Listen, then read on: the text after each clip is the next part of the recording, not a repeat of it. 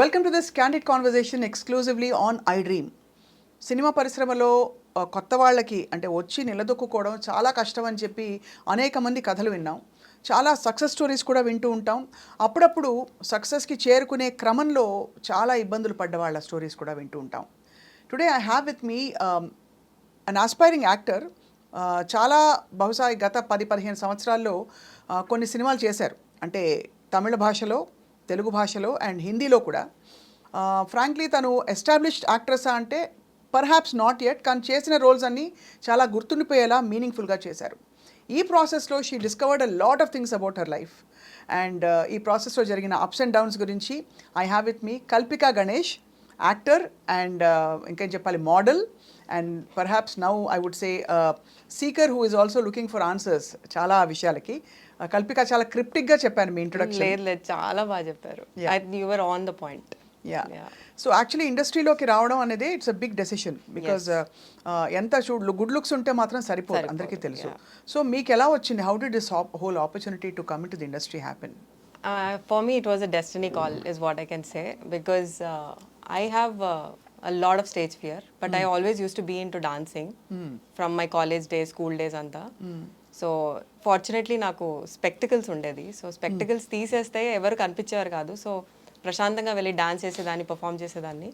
So ఆ performance ఇది ఉండేది, జీల్ ఉండేది. But never was incline towards acting కానీ I have not done any course, nothing of that sort. So I went to dance auditions lot of the ప్లేసెస్లో. From one of the dance audition, I was picked for my first film called Prayanam. Not because of my dancing skills, but maybe they wanted that kind of structure at that particular time for that film. So I got picked like that అనమాట. కల్పికా గణేష్ అనగానే ఒక classic తమిళ name గుర్తొస్తుంది. So ఆయు అంటే మీకు తమిళ భాషతో సంబంధం ఉందా? మా మదర్ యాక్చువల్లీ మైసూర్ తమిళియన్, మా daddy Maharashtra AP border mix. It's a love marriage వాళ్ళది. So my dad's name is Ganesh basically. So Tamilians usually father name prefer చేస్తారు యాజ్ సెకండ్ నేమ్. కానీ ఎక్కడో అలా చక్కగా అమరింది అంటే కొన్ని పేర్లు దే గో టుగెదర్ అంటారు కదా. Correct. So it has a recall your name. So ఇండస్ట్రీలో ఆబ్వియస్లీ రావడం అంటే కన్వెన్షనల్ ఫ్యామిలీస్లో కొంచెం హెసిటేట్ చేస్తారు. True. Because it's a new terrain. Correct. ఇక్కడ ఎలా ఉంటుంది కల్చర్, మనం ఇవ్వగలుగుతామా అని చెప్పి మీకు అలాంటివి అయ్యాయా? After my I think 4 or 5 years of working in industry, I got to know my mom always wanted to be an actress.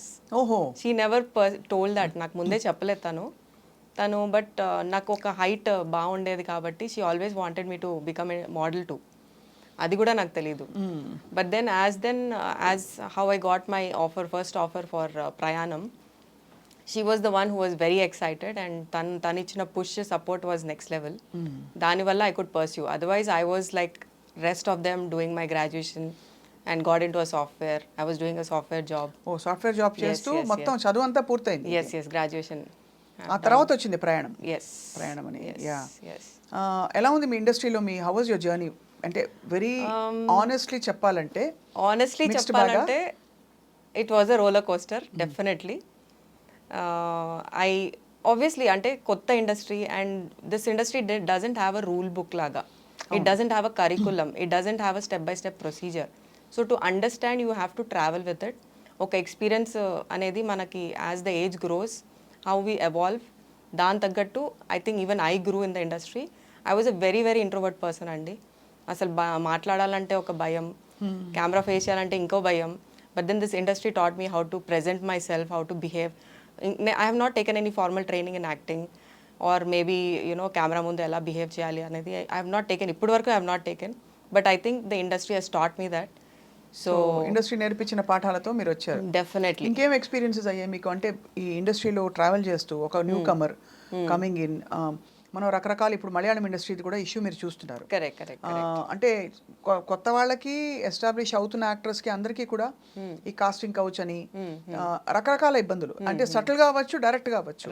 ఇప్పుడు ఇది ఫ్లేర్ అప్ అయింది కాబట్టి I'm daring to ask you, what was your true experience? అంటే మీరు కూడా did you come across ఉన్నారా అట్లా అలాంటి వ్యక్తులు? కొంచెం ఇండైరెక్ట్ గా హింట్స్ ఇచ్చో, లేకపోతే this is the way it goes అని చెప్పే ప్రయత్నం చేసిన సందర్భాలు ఉండుంటాయి. Definitely, as I told in the initial stages, I didn't know how this works. అంటే ఇది ఎలా, అంటే ముందుకు ఎలా తీసుకెళ్ళాలి ఏంటి అనేది ఒక ప్రాపర్ కరికులం లేదు కాబట్టి జనాల్ని కలిసే బట్టి అది అర్థం చేసుకోవడానికి కూడా కొంచెం టైం పట్టేది, what they are trying to ask అనేది. తర్వాత the way I responded or with the way I presented వాళ్ళకి అర్థమైపోయింది that I don't work how they want me to work in that particular way. So స్టార్టింగ్లో కొంచెం నా innocence వల్ల maybe I was asked for approached in few places, but దాని తర్వాత పెద్దగా people understood that I have my own way of working. ఈ approach అవ్వడం Kalpika, I mean of course మీరు నేను నేమ్స్ చెప్పమని మిమ్మల్ని ఇబ్బంది Right, పెట్టాను, right. బట్ అప్రోచ్ అవ్వడం అనేది సటిల్గా అవుతుందా, డైరెక్ట్గా ఎవరి చేత పంపిస్తారా మెసేజ్, ఎలా జరుగుతుంది? డైరెక్ట్గా కూడా అవుతుంది, ఇండైరెక్ట్గా కూడా అవుతుంది, బట్ మనం ఎలా డీల్ చేస్తాం అనేది the choices in our hands అండి. డీల్ ఎలా చేయాలి?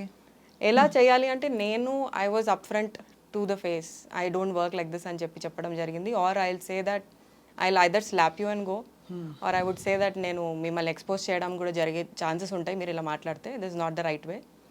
If you want this kind of work at least don't call people like me అని చెప్పేసి వెళ్ళిపోవడం జరిగింది. I just walk out. Yeah. So అదే అంటున్నా, choices in our hands, we have to make. అంటే చాలా మందికి ఈ పాటి ధైర్యం కూడా ఉండదు, రైట్ రైట్ బికాజ్ ఏమవుతుందో ఏం ఫ్లేర్ అప్ అవుతుందో అని చెప్పి, ఒకటి ఆపర్చునిటీస్ పోతాయనే భయం, అవును, రెండోది ఎందుకు ఒక పెద్ద డ్రామాటిక్ గా ఒక ఎపిసోడ్ అవుతుంది కదా, మన గురించి రకరకాలుగా అనుకుంటారని చెప్పి. సో ఈ కాంటెక్స్ట్ లో కల్పిక, ఐ మస్ట్